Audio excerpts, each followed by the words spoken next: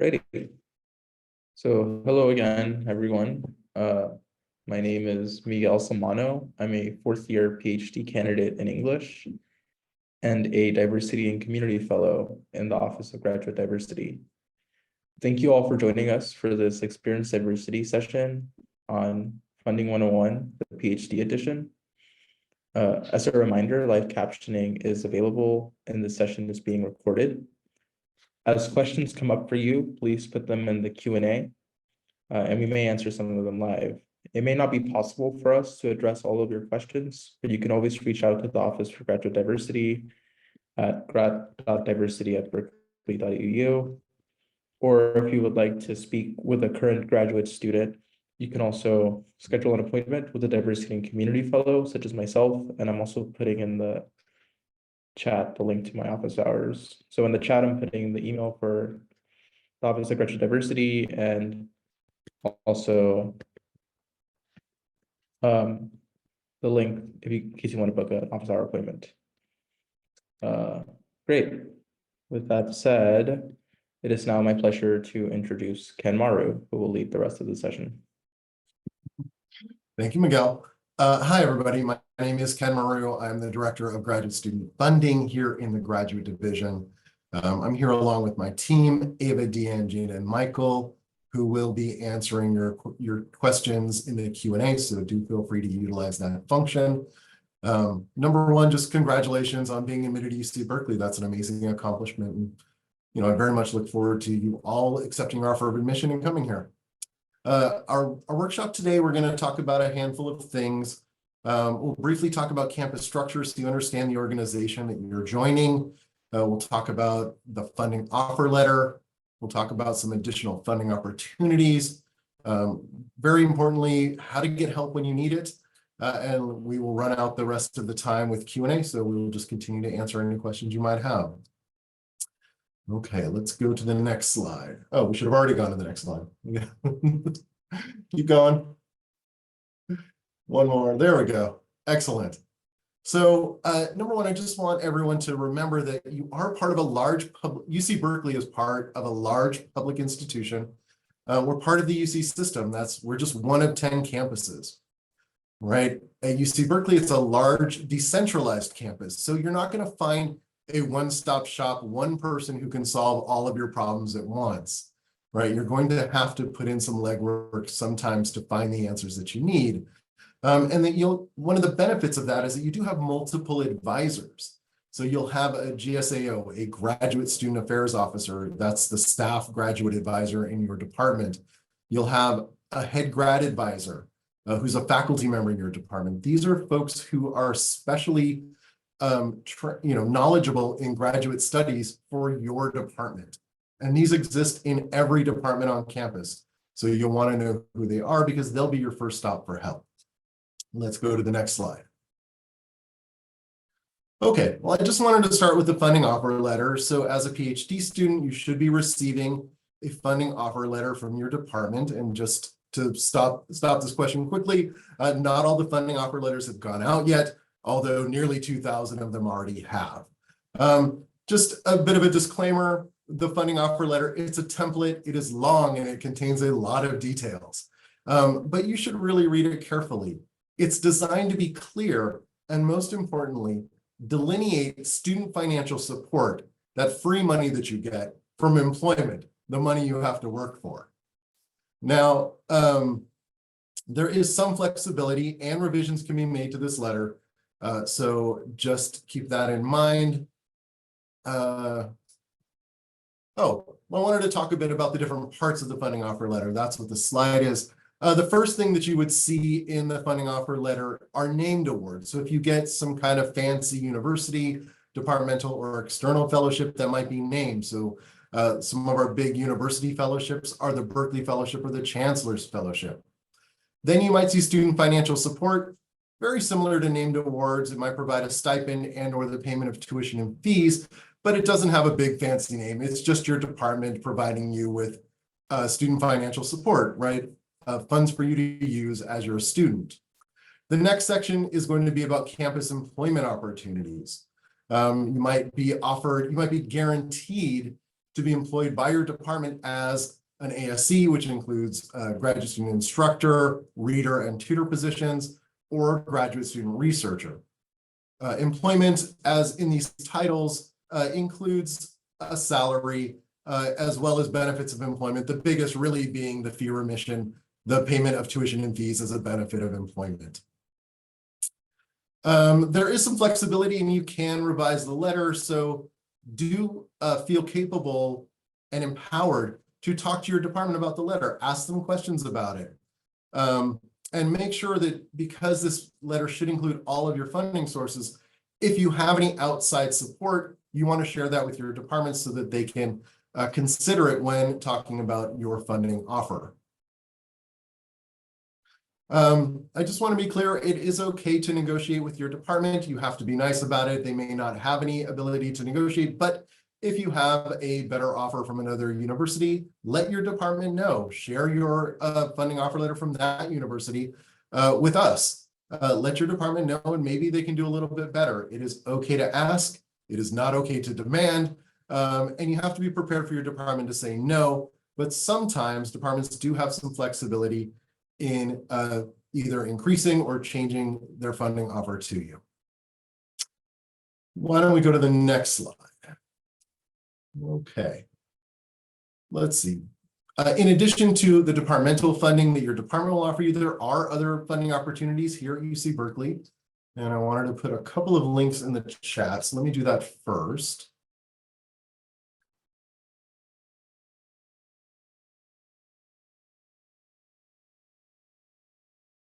We have something called small fellowship programs. These might be not a fellowship that would pay the entire year in your tuition fees, but some part of additional student financial support. There are summer opportunities. We have opportunities for professional development and training. So sometimes there are grants available to help you hold an internship, or we have a program on campus that will help you develop a certain set of skills. We do have a number of campus support resources. You might need help from our Basic Needs Center if you're going through some kind of financial emergency. And lastly, graduate students do take out loans, and to make yourself available for those, and sometimes for other opportunities, we do encourage you to file the FAFSA, the application for federal application for financial application for federal student aid. Should have written that one down. Sorry, everybody. But it is to your advantage to file that FAFSA. I know it's very complicated right now, but generally filling it out is not so difficult, and it does make you eligible for loans and sometimes for other funding opportunities. So you don't have to accept any of the loans that you get based on your FAFSA, but they're always there if you need them. So it's a good idea to file. Let's go to the next slide.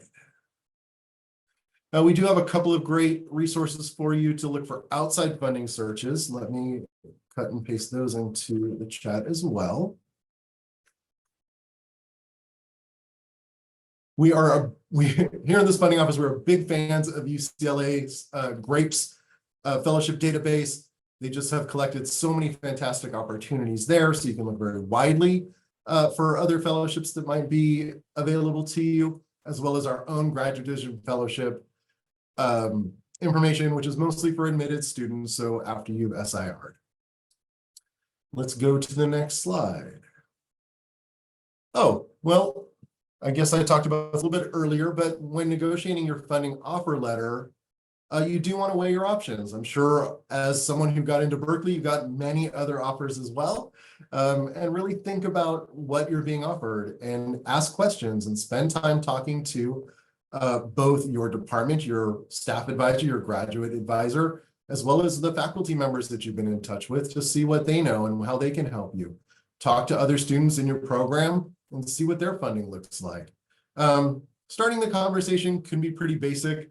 I shared some advice yesterday in one of these talks that I saw recently where a staff member was talking about what they do whenever they get a job offer. They just immediately say, when they get their salary number, they immediately say, "Can you do better?" Right? So don't be afraid to ask, but be polite, be nice. Keep an open mind. If your department can't give you additional funding, maybe there's some changes to your employment where they guarantee additional employment or the type of employment can change. Do be flexible, do be nice, and be prepared for your department to say no and have to make some hard choices between all of your amazing offers. Next slide. Okay, and this is what I'm saying. There are other considerations, not just the money, right? Berkeley, California is a lovely place to live and to spend the next, I don't know, 5 to 8 years of your life. Berkeley has an amazing academic environment. We have a fantastic student community. You know, what is the research match for you? Is this really the best place for you to do your research, to learn, to grow, to create new knowledge? How is your department's mentorship and support? Maybe you want to talk to the different leadership in your department or the faculty members that you would be coming in contact with, the people whose help and mentorship you're going to need to complete your dissertation and complete your degree. And then, of course, there's job market outcomes. You know, what might being a student at Berkeley look like when you go into the job market? What is the success of other students from your program?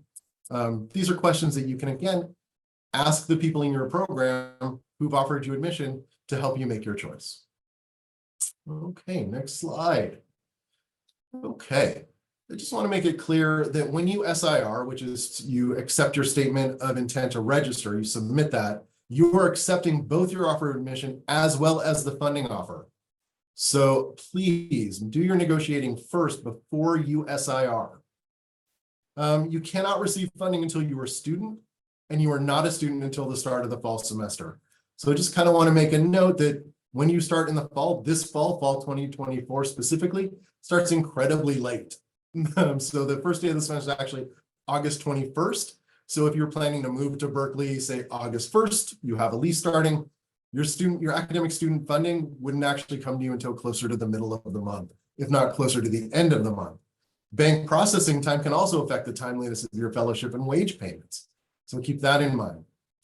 I wanted to remind international students that you must complete the NIF, the non-immigrant information form, as part of your admissions acceptance, and I have a link for that.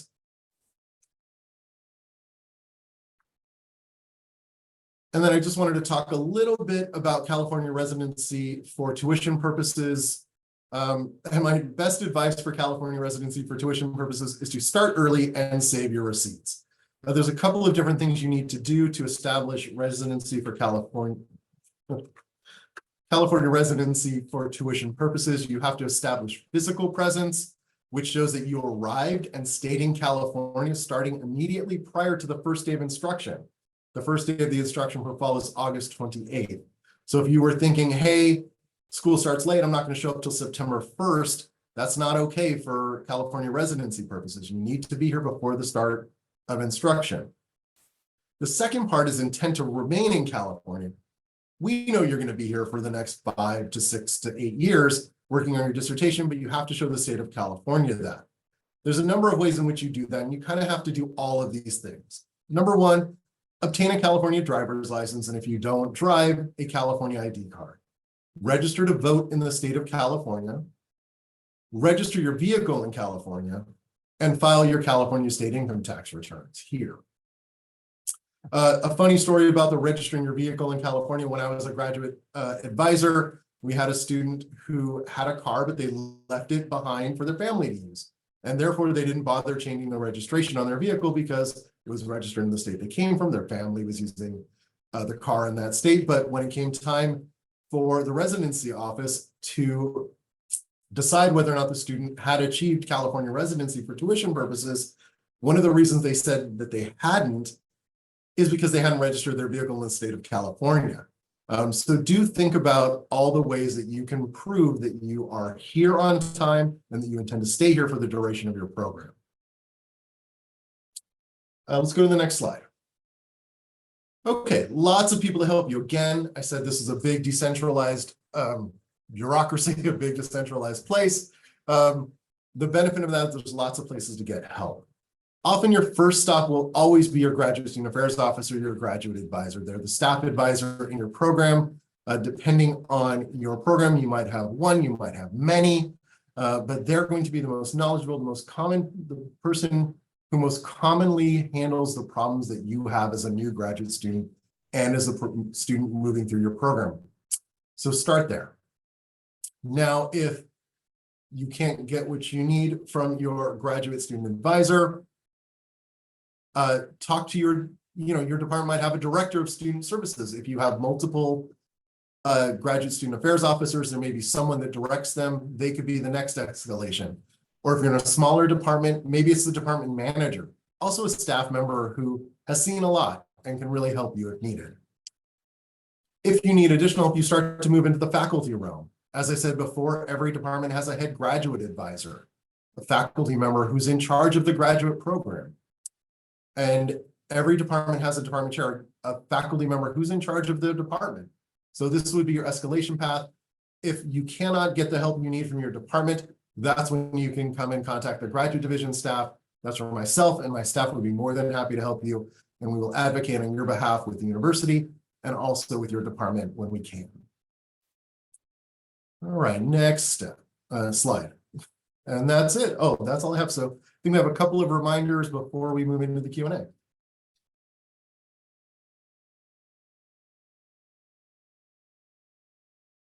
Sorry, Miguel, you want to step back in for these, or do you need me to read this?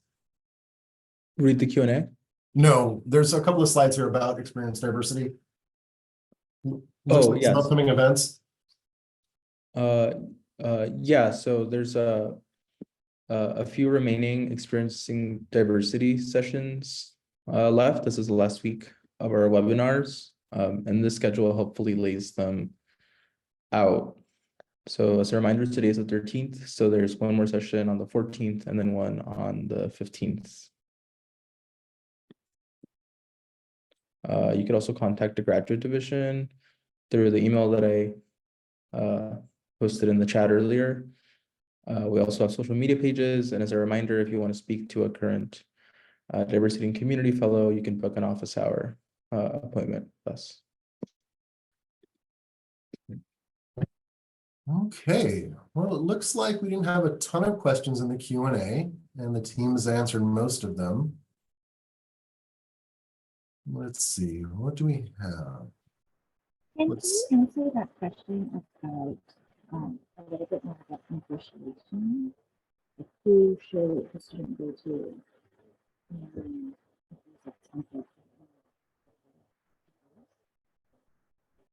Sorry, Deanne, if that was you, I couldn't understand what you said. It was pretty garbled. Were you asking, should I address the first question in the Q&A that looks like you're answering?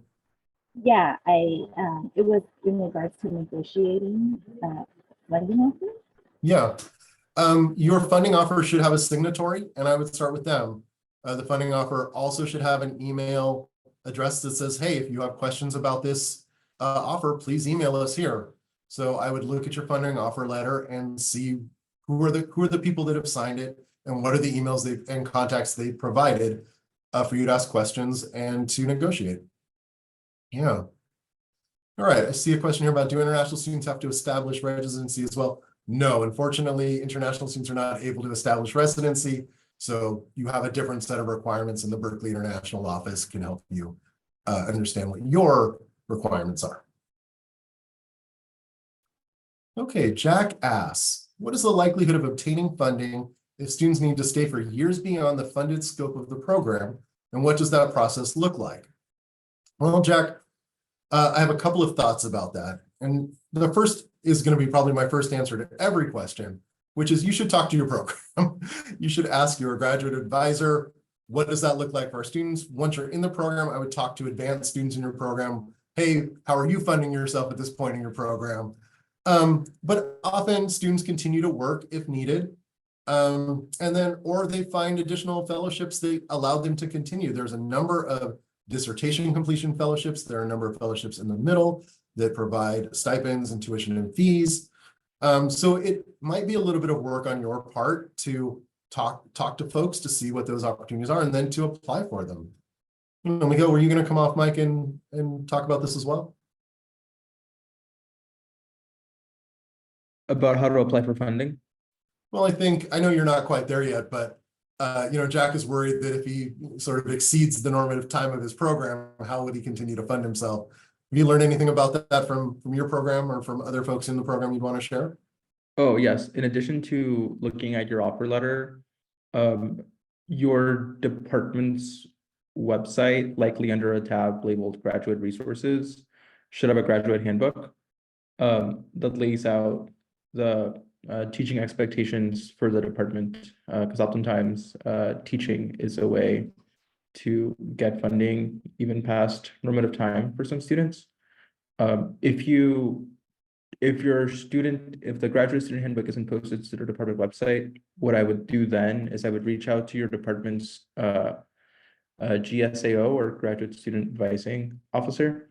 That should be a staff member. There's also a faculty member who's designated the HGA, or the head graduate advisor. I'll put that in the chat for graduate handbooks. The graduate division also offers a dissertation completion fellowship for graduate students, and folks are eligible for that anytime after they've advanced to candidacy, which is just a way of saying after you've already completed your qualifying exams. Miguel, let me qualify that the DCF is only for certain programs. It has to be completed. You have to take it by normative time plus 1 year. It's not unlimited forever. Okay, thank you. So I don't want everyone to think that they're eligible when it is actually only certain programs, but it's true for English, so I understand. All right, yeah, sorry, I'm in the English department, so I act as if Yeah. that is a graduate student thing to act as if it's true for your department, it's Right. true for other departments. This is exactly what I'm saying. Like, talk to people in your program, right? Go talk to the folks who are in their, past normative time and see how they're doing it, and talk to folks along the way. It's really important that you cross cohorts within your program and talk to the other folks. And I think you see how things can be very program specific, right? Which is one of the problems of having these kinds of big orientations, where much of the information you need is actually at the local level, and you want to get it there as much as possible. Okay, only a couple of questions in the Q&A. Soham is asking about how to access the NIF. Unfortunately, that's something you really want to contact the Berkeley International office about, and hopefully somebody on my team can give you that link. I'm seeing Catalina is asking, is the amount offered on the funding letter locked up for all the years, or does it go up with inflation? So it depends a little bit. And I think that my general answer is going to say that it's locked up because the student financial support is fixed. It is a fixed amount of funding that you're guaranteed no matter what, year by year. I shouldn't say no matter what. You still have to be a student in good standing. It's the employment piece of it that goes up with inflation. So one of the nice things and kind of new things about UC Berkeley is that when you come here, you're joining a strong unionized workforce that will benefit from any cost of living adjustments, negotiated raises, and then changes in future contracts. So while your department's trying to guess what your employment amount, will be 2-3 years out from now, it's likely going to be higher as salaries rise over time, and graduate students will get to benefit from that. So do keep that in mind when you're looking at your funding offer letter. Your department, when they talk about employment, might be showing you a minimum amount that they think your salary is going to be, but it's highly likely that the amount that you actually receive will be higher than that due to cost of living, regular raises, negotiated increases. So really very positive change to this campus. Let's see, Jasmine's asking, maybe I'll skip that because someone on my team is answering. We'll go down. Sarah is asking, what are the official dates of employment appointment for the summer? If employed as a GSR, the handbook was a bit vague. Sarah, that can vary depending on which session you are in. Well, number one, it depends on what kind of employment. So you're saying GSR. It could really depend based on your program and their needs, the needs of the research you're doing. So you can ask your program what is typical for their summer GSRs. And then when the time comes, the department does have to give you an official written notice of appointment. That's the only thing that establishes your employment for that period. And it should specify exactly what the official dates are. But it's a little hard to say generally in advance. Okay, Catalina, how does being a member of the union work? Do we have to pay union membership fees? You do, but you get to opt into that. California is I don't know exactly how to say, but it's a selective state.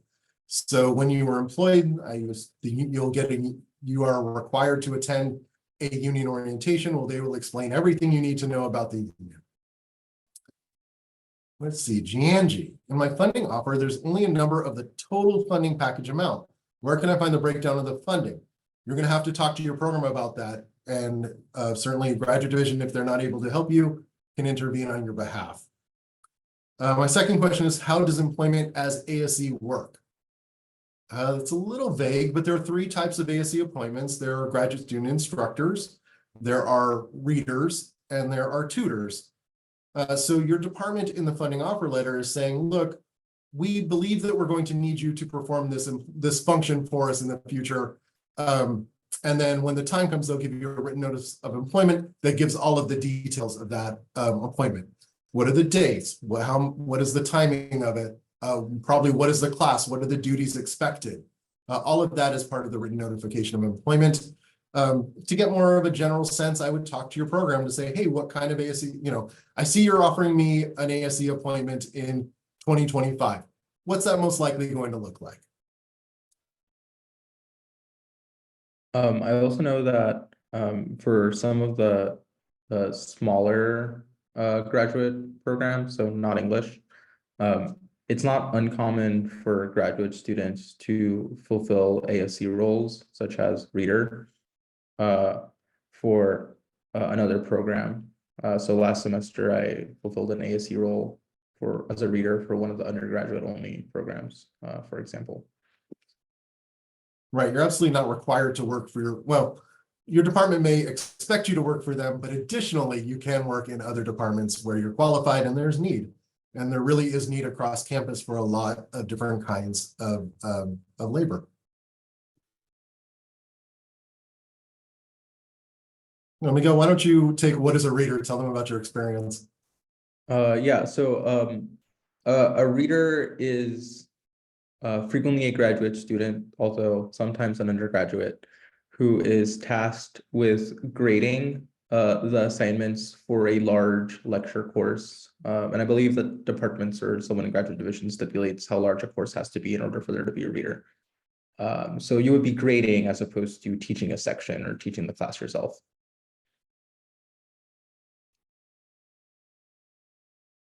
Yeah, an anonymous attendee would like to know, do we get vacation days? Well, when being a GSI, GSR, I really don't want to put myself out there as an employment specialist in any way. We do have an HR department, and I'd really like to defer this question to them. Some of the particular job titles do get vacation days. It's pretty generous, but I don't want to say it because I'm not sure.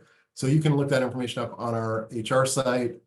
And again, it'll be in your appointment notification letter, and certainly you can talk to your department about that as well. So I'm going to sidestep that one just a little bit so that I don't say the wrong thing.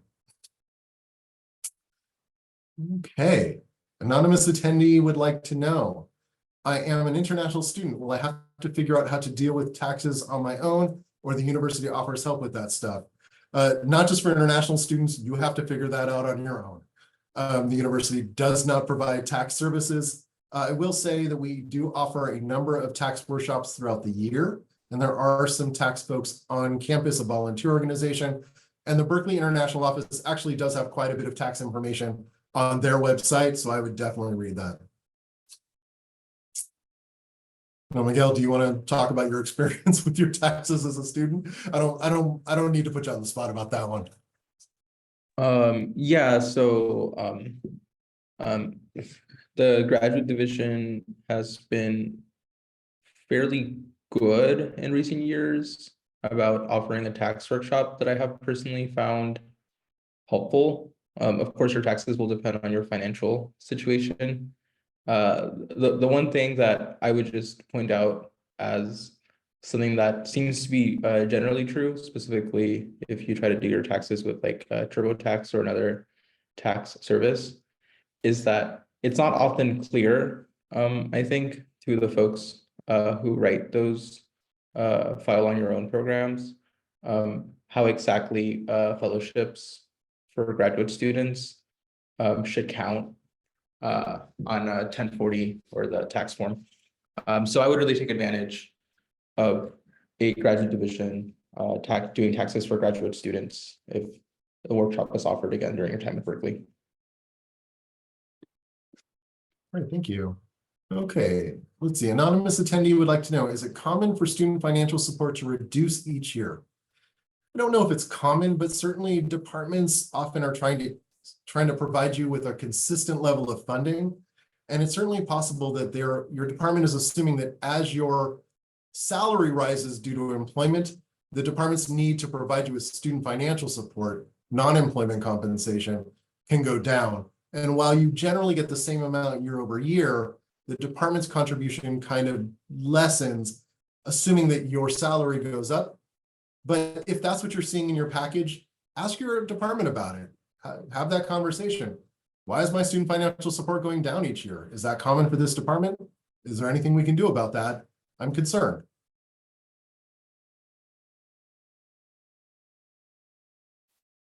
Okay, anonymous attendee says, I know this may seem somewhat preliminary, but as an older student, are there any options for retirement account benefits? Where can we learn more about this?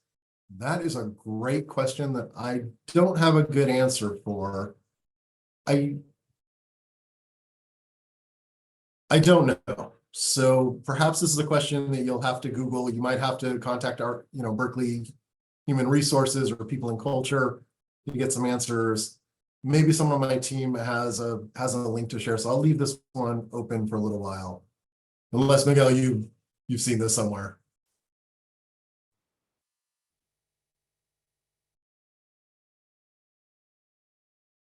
I'm not sure either. Okay. Yeah, it's a great question, but it's a little edge case for my knowledge right now. Let's see. Looks like Catalina's question's being answered. Sarah has another question. If we have been awarded a department fellowship for the first year, is it possible to simultaneously be employed as a GSR starting at the first step compensation? It depends on your fellowship. Different fellowships have different employment rules, so I would look into that. But often fellowships do allow you to continue to work or so you can add to your funding for the year. So check with your department to see what rules they might have about their department fellowship. And then if it's okay with them, you can look into additional GSR appointments.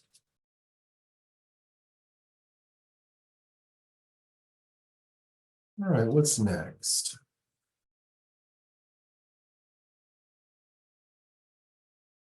Anonymous attendee, do all these apply to DRPH students as well? I'm unsure if the funding opportunities are similar to a PhD. I'm not sure what a DRPH is. Deanne, can you help with that? Sure, if you can hear me. Yeah, maybe it's better. You'll answer it in the Q&A. Yeah. Why don't you type it in? Thank you. Appreciate it. It looks like Gina's handling the next anonymous attendee. All right, Anna, hello. My program doesn't offer fellowships. Does that mean I can't appeal the financial aid offer? I mean, you can certainly talk to your department to see what they can do. But if they don't offer fellowships, if they don't have funding available to their students, then that's an unfortunate, well, it's just unfortunate. But you can certainly ask for and see if they have other things. Certainly, if you get offers of financial support from other universities, I would bring that to your department and say, hey, I've got this. Can you do something? Yeah, I'm real sorry to hear that.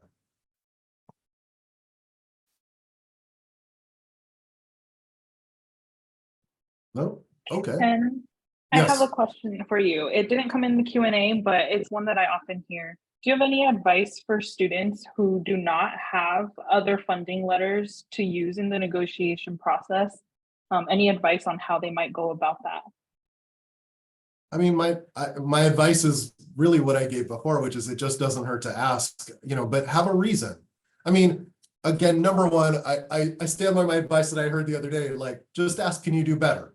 But that's not really an argument, right? So you're a student who writes arguments for a living, right? You're a scholar, you're a researcher, right? Have some reasoning, right? Is your rent expensive? Are you concerned about cost of living? Do you have family members you're supporting? Do you have a car payment, student loans, medical needs, whatever your reasons are? Like, hey, I would really, I would always lead with, I really do want to come here. I really do want to work with Professor so-and-so, but I'm concerned about the financial implications of doing so. Here are my concerns. How can we work together to make this work? Always being prepared that the answer could possibly be no and nothing. But that's my advice, right? Be honest. Try to give some real reasons, right? You're gonna have to share some personal information about yourself, maybe. But the department doesn't know, and they may just be giving you a standard offer that they give to everyone. They may or may not have some wiggle room. Thank you, Ken. Yeah. And by and large, I would also say the folks that you would be speaking to in the negotiation process are human. They care, and that's why they're doing this work. So they do want to hear from you and understand your circumstances. Yeah, and let's hope they offered you admission because they actually want you to come here. I would just add that for equity reasons, some departments, I think English is one of them, won't give you a base increase in your stipend. So like that would be the amount you earn from year to year when you're on fellowship. But they might be more amenable for giving you one-time funds as a block grant, perhaps. And so it might actually be a good negotiating practice if you don't have a funding letter to just remind your head graduate advisor, whoever you're talking about, that a funding increase doesn't necessarily need to mean an increase to the base stipend. It could mean just a block grant upfront, such as the help with moving, for example, that if averaged out over 6 years would functionally, though not on paper, be a base increase. That would be one way. Yeah. Miguel, thank you for reminding me, right? You can be really creative, right? It doesn't have to be, can I get X dollars more each year, right? Can I get some additional research grant? What about a travel grant? What about relocation was a great bonus, right? Just think about things that could possibly be expenses to you that you might ask the department to commit to paying for. Right, because if you, like, okay, I think the base stipend for English is like 34,000. If I were to go in today and ask the department to increase my base stipend to 35,000, they would probably say no.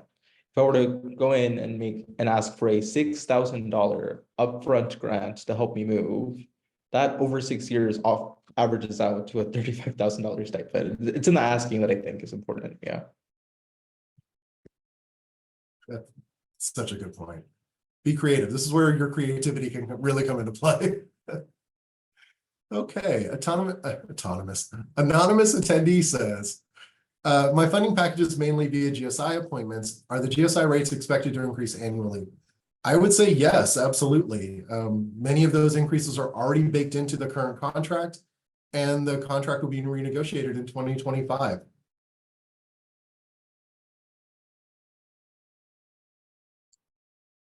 For the purpose of the recording, I'm just going to read through a question that I often see and that Deanne has answered in the Q&A.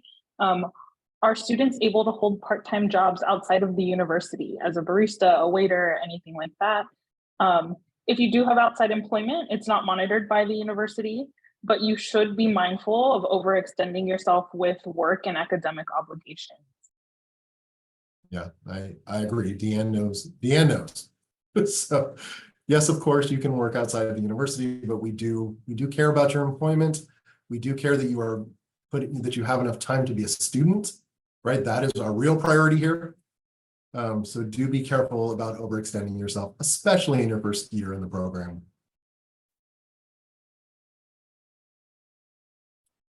Okay, anonymous attendee would like to know, is there a cap for maximum funding? Are we allowed to stack fellowships? For instance, I have a non-service grad fellowship. Am I allowed to avail additional funding? So the graduate division holds no funding caps. Your department might. Usually they're there for equity purposes. Are we allowed to stack fellowships depending on the fellowship? Yes, you can. You want to look at your fellowship terms. And also work with your department, because sometimes you can get exceptions to those rules when they are capped. I don't know specifically about the non-service grad fellowship, but talk to someone who knows. Whoever gave you that fellowship, talk to them about whether or not you can do these things. Let your department know that you have these multiple fellowships and talk about how they want to handle it. But always advocate for yourself, and that, you know, there's a good reason for you to have all of these things at once. Miguel, the next one is for you. It's anonymous. It says, earlier, did you mention that there is a team/program that helps PhD students do taxes so we don't need to use TurboTax? Oh, and you're typing the answer. Sorry. Yeah, I'm trying to find it. So the provider of the service varies from year to year, depending on who I think graduate division is able to get. So last year it was a budget person, I think, from UCOP, the University of California, also the president, who came in and did a presentation. The year before that, it was a private sector academic coaching person. So it depends. There's not really, I don't know how else to answer that question. Oh, okay, great. Thank you, Ava Carl. Great. Great. When would you apply for a GSI position? What is the timeline for that? Let's see. Departments are usually planning for fall in the spring, right? So they're already planning for the fall semester, or probably mid-semester in the spring. They're planning for the spring semester mid-fall. They're planning for the summer as well, mid-spring, early to mid-spring. So one place you can look for all kinds of appointments, the university has a system called Handshake, which is available to most students in most programs. It's through the Career Center. And then you can also look at departmental websites specifically. Often they have their own webpage with their opportunities for employment. And if you really want to be proactive, you can contact the graduate student affairs officer in any department to ask about, you know, if they have opportunities for students outside of their department, and if so, how do you put yourself in the running for them?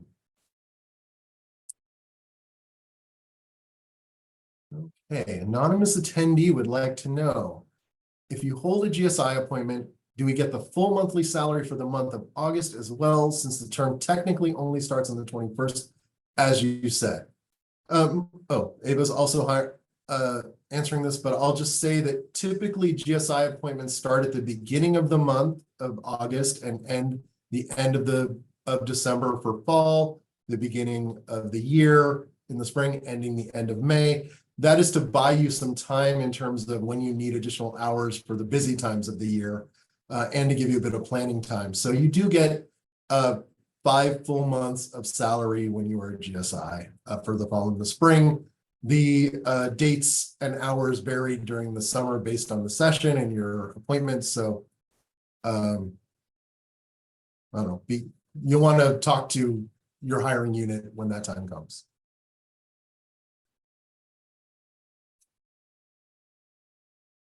Oh, Miguel, have you been in GSI? What's been your experience? Yeah, so in the English department, we have fellowship funding for the first 2 years, and then we start GSI in year 3, where we GSI as where we lead sections, discussion sections for a larger lecture course, and then year 4 onwards, or after we advance to candidacy, we have the option of either continuing to lead sections or to teach in the reading and composition series, which is when we're teaching our own small writing and composition seminar. I think the one thing that is, I don't know if it's true across the board, but it's at least true in the humanities, is that many departments will want you to take a course with, I think the course number is 375, which is the department's required pedagogy seminar in order to teach undergraduates.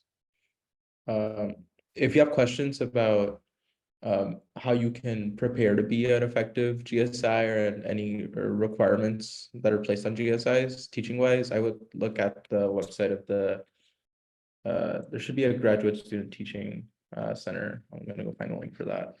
Yeah, Miguel, let me just clarify that what you're talking about, the pedagogy course is one of I was going to say many, but it's a handful of requirements that all GSIs must do before they're allowed to hold GSI appointments. And the GSI Teaching and Resource Center is a great place to double check those rules. Yes. Let's see. GSR appointments can vary.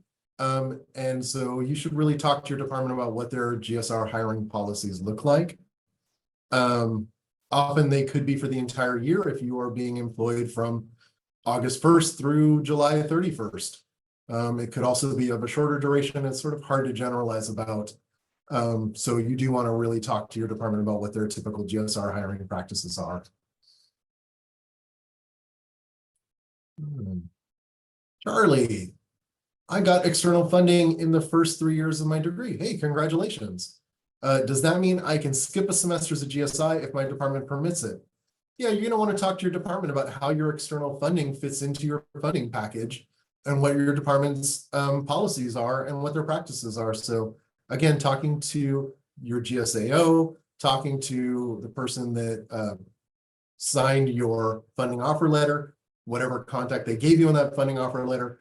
This is exactly the kind of question that you want to bring to your program directly.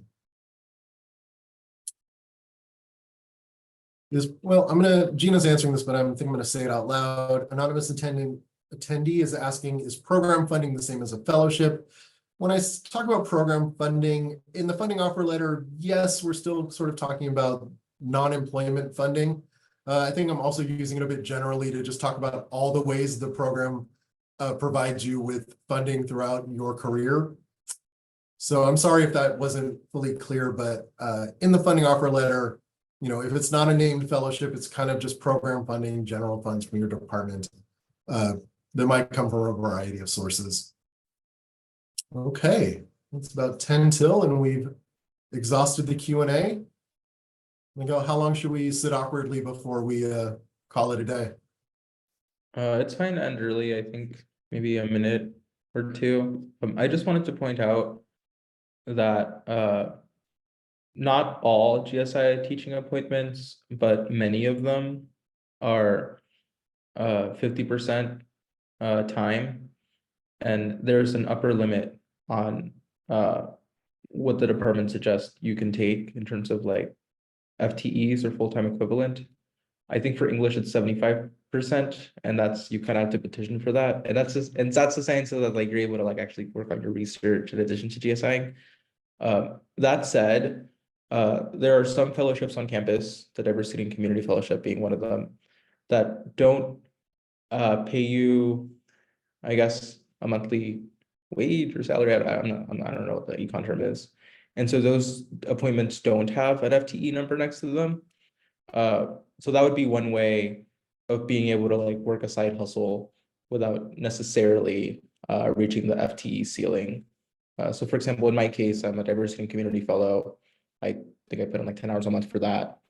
But I get a stipend, so I don't get an FTE number for that. I also work for the Multicultural Community Center. I put in 10 hours a month for that. Again, it's a stipend. I don't get an FTE number for it. So there are creative ways to work around university restrictions if money really is tight on your end. And Miguel, the next question is for you. Anonymous attendee wants to know, what are the things you wish you knew about funding before you came to Berkeley? And it sounds like you kind of started this, but what are some tips you have for handling the high cost of living in the Bay Area? So things I knew about funding before I came to Berkeley is I wish that I had spent more time applying to external fellowships, because some of them, I think notoriously, the NSF GRFP and also the Paul and Daisy Soros Fellowship do stipulate that you can only apply for them during your first 2 years of graduate school. At least that's true for the Soros Fellowship and on the sciences, so I don't know about NSF as much. So I think it would have been to my advantage had I planned on applying for said fellowships, either earlier in my Berkeley career or while I was still waiting for, or before I had officially enrolled. So that would be one. Another thing that I wish I had known about funding in Berkeley is I wish I would have considered not only cost of living, but also tenants' rights organizations in the various, I guess, cities that make up the East Bay. So Berkeley has a particularly strong tenants' right organization as compared to, say, Albany. which makes it so that Berkeley rented housing tends to be more strictly rent controlled than housing in Albany, and that could have saved me some money my first year. So that would have been something to consider. I also wish I would have known about the Basic Needs Center on campus, which operates a food pantry if food insecurity is a struggle that you deal with. But overall, I think I would say that I don't feel significantly rent burdened.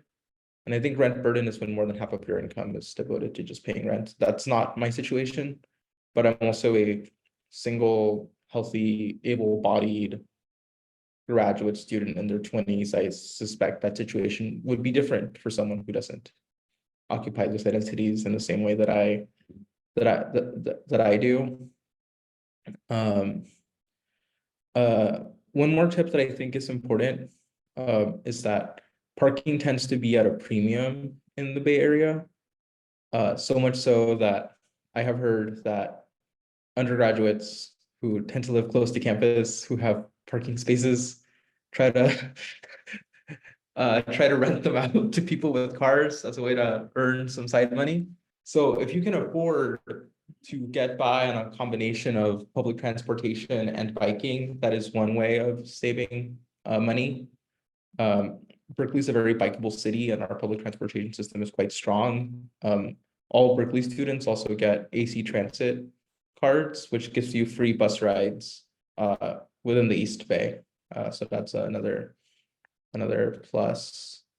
That's a great point. Also, discounted e-bikes is a new campus benefit as well. Miguel, I wanted to ask you a question. You mentioned a couple of fellowships, the NSF GRFP and the Soros's fellowships you wish you had applied for. How did you find out about them after the fact? Like, this is in retrospect kind of comment. So I think it'd be helpful if people knew how to find those fellowships ahead of time. How did you find out about them? Well, I think the link that was posted earlier in the chat from UCLA lists out a lot of the extramural fellowships. The Berkeley Graduate Division, I think, also has a fellowships page that I found helpful, and none of these are exhaustive. I don't think. I think one thing that that you should take advantage of is that oftentimes, not always the case, wherever you went to undergraduate will likely have a fellowships office. It might even be conveniently called the prestigious fellowships office. And even though their advice is aimed towards undergraduates, alumni and graduate students also sometimes tend to be eligible for those fellowships. And because you are an alum of your undergraduate institution, they would probably be willing to work with you. So in my case, for example, like my undergraduate institution is Stanford. Stanford has a prestigious fellowships coordinator. As a Stanford alum, I could go talk to that person if I couldn't find someone at Berkeley in a similar role. And some of you might be in a position to do the same. And I see that Michael posted the fellowship database link. Finally, one other thing that I recommend that graduate students do is that oftentimes either your field's professional organization, so in my case, it would be the Modern Language Association, the American Comparative Literature Association, the American Studies Association, and so on and so forth, will offer some kind of either fellowship or travel support or archival support for its members. So I would just make a habit of registering with your professional organization and even seeing whether your department is in the habit of paying professional organization registration fees that should be listed in your graduate student handbook, just so you can be aware of fellowships as they come up. Miguel, there's another question for you, similar to the one I asked, but someone was asking how you found the fellow positions that you're talking about. I mean, you kind of just have to like research and look wildly for them. And this is why I suggested like trying to find either a database that's already been built or a flesh and blood person whose job it is to keep track of fellowships. Oh, and one more advice is that several of the various campus centers offer fellowships to graduate students. But they don't, the campus isn't in the habit of automatically enrolling graduate students in the newsletters for the various campus centers. So you do kind of have to be proactive and reach out and see whether you can be added to that campus center's mailing list. Otherwise, you've kind of left yourself on the whims of luck. And the whims of luck is basically a staff person at that campus center emails your graduate student advising officer, and then they remember to forward you news about the fellowship. I would not want to be in that situation personally. I would just directly enroll to that campus center's newsletter. That would probably save the most heartache. Because the worst possible thing is getting forwarded an email for a fellowship that's due the very next day, because then you can't ask for letters of credit very efficiently. Yeah. Looks like we're about time. I was just gonna suggest that like the third question you ask to the people you meet in your program after, like, what was your undergrad institution? What is your research area? It's, you know, do you know of any cool, unique funding opportunities I should be aware of? And this becomes your like icebreaker question with people in your program. I don't know, Miguel, should I turn it over to you or Sarah to wrap things up? Yeah, I can wrap things up. So as a reminder, there are 2 more experiencing diversity webinars. That's on the 14th and the 15th. If you have any more questions that weren't answered, you can either reach out to the Office of Graduate Diversity's email at grad.diversity@berkeley.edu, or if you feel that a question would be best answered by a current graduate student, you can also book an office hours appointment with me or the office or the other Office of Graduate Diversity and Community Fellows at grad.berkeley.edu/graduate diversity/current graduate students. Thank you all so much, and congratulations again on your acceptance to Berkeley.